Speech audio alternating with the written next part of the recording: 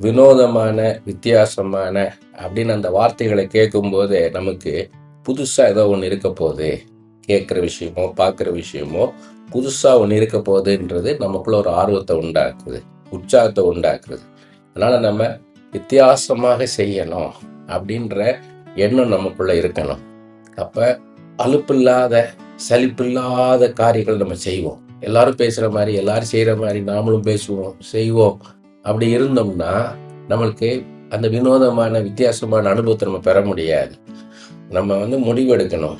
ஒரு வித்தியாசமான காரியத்தை நம்ம செய்யணும் அப்படின்னு நம்ம முடிவெடுக்கணும். அதுக்கு நம்ம அதிகமாக யோசிக்கணும், பிரயாசப்படணும். அப்பதான் நமக்குள்ள இருக்கிற அந்த உள்ளார்ந்த ரசனைகள், ஆர்வம், நம்மளுடைய திறமை, தாளந்து எல்லாம் அதுல வெளிப்படும். எப்போதும் போல் என்பதை விடுங்க. வித்தியாசமாக, வினோதமாக அப்படி யோசிக்க ஆரம்பிங்க.